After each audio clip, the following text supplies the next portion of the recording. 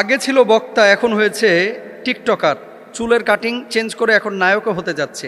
Please, এটা আমার personal একটা বিষয় যে আমি আগে ইমাম ছিলাম, এখন নাই। বা আগে ওয়াজ করতাম বড় বড় মাহফিলে, আমার ইউটিউবে ওয়াজ আছে, আপনি সার্চ দিলে পাবেন। আমি ছেড়ে দিয়েছি। পরবর্তীতে আপনিও যদি এমনটা করেন, আল্লাহকে আপনাকে মাফ করবে? মাহাদ আল্লাহ। প্রথমে আল্লাহর কাছে সাহায্য চাচ্ছি, এরকম চিন্তা চেতনা কলিজার মধ্যে নাই। দোষ কিন্তু শ্রোতারও আছে। দোষ খালি টিকটকারদের আর বক্তাদের না, শ্রোতারও আছে।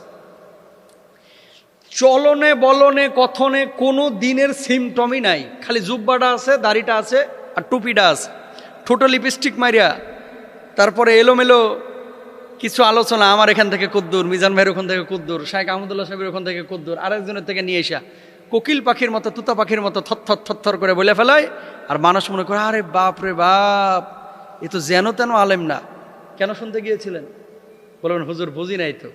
কেন বুঝবেন না? একজন স্কলারের 20টা আলোচনা শুনলে বোঝা যায় যে এই স্কলারটা দৌড় কদ্দুর, এবং উনি পড়াশোনা করেন কিনা, কোরআন হাদিস সম্পর্কে তার জ্ঞান আছে কিনা। আপনারা এই যে এখানে সোশ্যাল মাধ্যমের অনেক ভাইরা আছে, অনেকে কি করে 2-3 হাজার টাকার জন্য রংপুর থেকে টানে নিয়ে এসে তারপরে এটার বক্তা বানায়। এর জন্য দায়ী বাংলাদেশের কয়েকটা মিডিয়া। আলহামদুলিল্লাহ, আমি এখানে এরকম কাউকে অ্যালাউ করি না এবং ঢুকতেও দিই না। আমি যে কথাটা বলতে চাচ্ছি, ইউটিউবার ভাই এবং শ্রোতা দুই পক্ষকে সোচ্চার হতে হবে। যার আলোচনা শুনবেন তার কতটুকু যোগ্যতা আছে আগে এটা বুঝে নেন, তারপর আলোচনাটা শোনেন। তিনি কোন ক্যাটাগরির? লজ্জায় মাথা নত হয়ে যায়। আসলে আমরা যাচ্ছি কোথায়? এতদিন ছিল বক্তা, ওয়াজ করেছে ইউটিউবে, বিভিন্ন মাহফিলেও দাওয়াত দিয়েছে, আর আজকে সে নায়ক হতে যাচ্ছে। জামার ঠিক নাই, পাঞ্জাবির ঠিক নাই, দাড়ির ঠিক নাই, চুলের কাটিং কুটিং করে এই বদমাইশি দেখবেন আবার 20 দিন 25 দিন পরে ভাইরাল হয়ে গেল, আবার হাজির ভাব ধরবে। জুতা দিয়া পিটাইয়া এই সমস্ত লম্পটগুলোকে সাইজ করে ফেলা উচিত। আর বাংলাদেশের মানুষ এত ক্ষমা করতে জানে, ক্ষমা করে দেন। ভুল হলে ক্ষমা অবশ্যই করবেন, কেন করবেন না? ভুল হলে ক্ষমা করবেন, কিন্তু ইসলামিক স্কলার যার থেকে দিন নিচ্ছেন সে মানুষটা নিট অ্যান্ড ক্লিন হতে হবে। সমস্ত রাবিদের হাদিস কেন গ্রহণ করা হয় না? চারিত্রিক ত্রুটি থাকলে তার থেকে হাদিস নেওয়া যেমন যায় না, চারিত্রিক ত্রুটি থাকলে ওই ব্যক্তির থেকে দিন শেখাও জায়েজ নাই। কারণ এই দিন শিখে কোনো লাভ নাই। এই ছেলেগুলো যেটা হয়, প্রথমে বক্তা, পরে টিকটকার, মানুষ এদের সাথে সাথে নাচে, ঠিক 2 মাস পরে এসে আবার জুব্বা টুপি লাগায়, আমার ভুল হয়েছিল, আমার ক্ষমা করিয়ে দেন।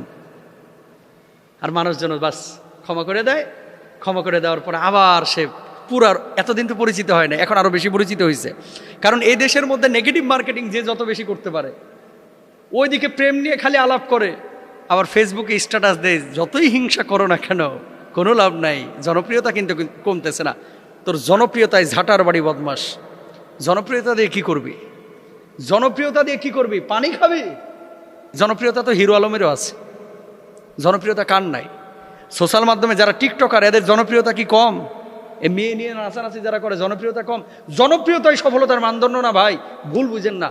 সফলতার মানদণ্ড হচ্ছে এখলাস নিয়ে কতটুকু আপনি কাজ করতেছেন। সুতরাং এই টিকটকার ফিকটকার, এই যাদের ব্যাকগ্রাউন্ড খারাপ, যাদের কোনো ব্যাকগ্রাউন্ড নেই, মাদ্রাসায় পড়ছে কিনা সন্দেহ আছে, অথবা পড়েছে, কোরআন হাদিস পড়ে বিপদগামী হয়ে গেছে, আস্তিক থেকে নাস্তিক হয়ে গেছে, ও ওর পথে হাঁটুক ভাই। পরবর্তীতে যদি এরকম আয়সা ভুল হয়েছে ক্ষমা করে দেন, আজকে থেকে আবার ওয়াজ শুরু করলাম, এই সমস্ত মানুষগুলোকে বয়কট করেন। যারা খালি প্রেম প্রেম প্রেম প্রেম ছাড়া কোনো টপিক নাই, এদেরকে বয়কট করেন। যে সমস্ত মানুষগুলো আল্লাহকে, আল্লাহ রাসূলকে খুশি করার জন্য দাওয়াতি কাজ করছে, বড় বড় শাইখুল হাদিস মুহাদ্দিস আছে এলাকার মধ্যে, এদেরকে বেল দেয় না, ভাইরাল বক্তা খুঁজে খালি। কেন ভাইরাল বক্তা খুঁজতে হবে?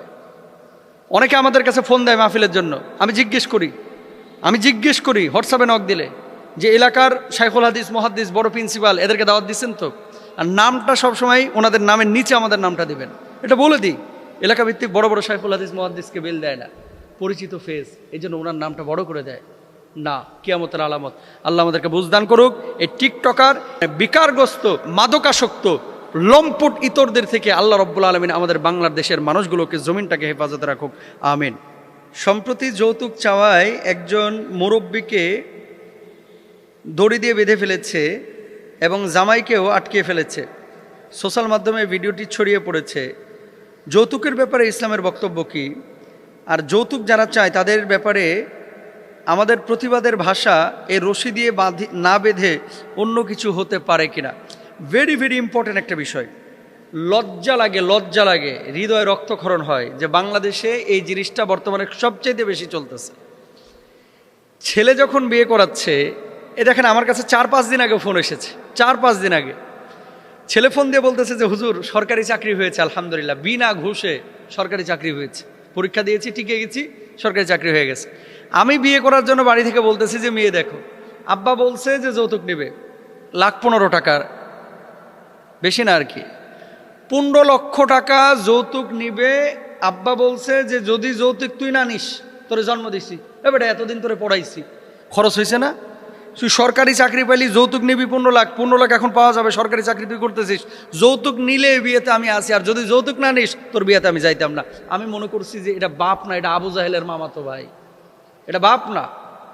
সরকারি চাকরি তার হয়েছে ঘুষ ছাড়া, আল্লাহ তাআলা রহম করেছে। বাপের তো খুশি হওয়ার কথা যে সন্তান সরকারি চাকরি পেয়েছে।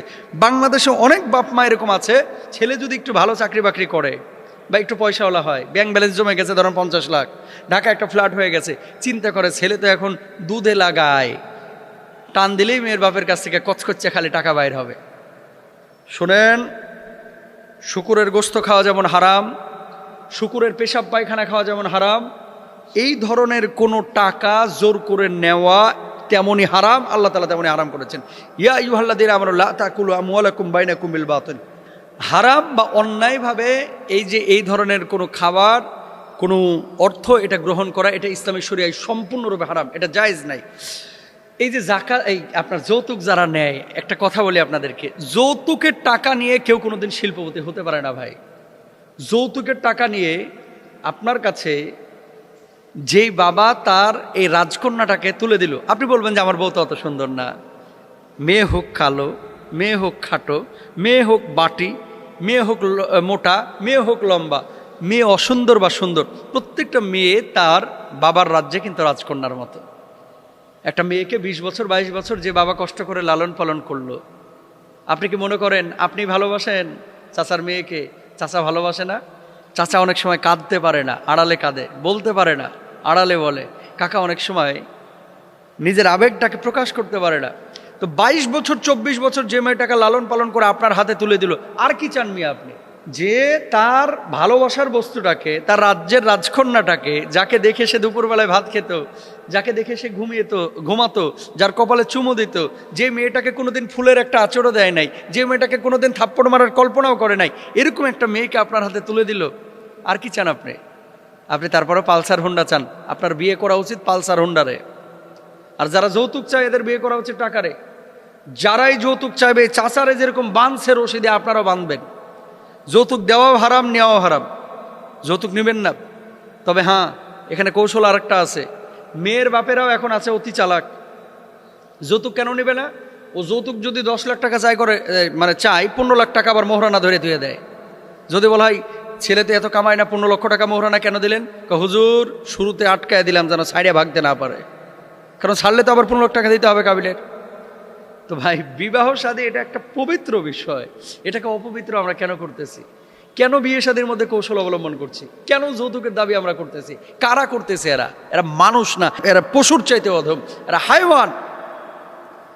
আল্লাহ তোরে হাত দিছে, আল্লাহ তোমার পা দিয়েছে, হাত দিয়ে উপার্জন করো, পা দিয়ে উপার্জন করো, পরিশ্রম করো, যা আসবে এটার মধ্যে বরকত থাকবে। ঘুষ খাওয়া, সুদ খাওয়া যেমন হারাম, যৌতুক খাওয়া, যৌতুক নেওয়া তেমনই হারাম। যৌতুককে বাংলাদেশ থেকে বিদায় করতে হবে, যৌতুক নিবও না। আর যে সমস্ত বাপদের বেশি উত্তেজনা এই যৌতুকের জন্য অস্থির, বাপকে বলবেন যে আব্বা আপনি আরেকটা বিয়ে করেন। বাপ যদি এই কথা বলে যে যৌতুক ছাড়া তোর বিয়ে কিনতে হবে না, মা যদি বলে যৌতুক নিব, তাহলে মাকেও বলবেন যে আম্মা আপনি আরেকটা বিয়ে করেন, যে নিজে যে যৌতুক নেন। এভাবেই বলবেন, কারণ এই বাপরা হয় ভালোভাবে বুঝবে, আর না হলে কড়া করে শক্ত করে বোঝাবেন, তাও যৌতুক নেবেন না। আল্লাহ তাআলা বোঝার তৌফিক দান করুন।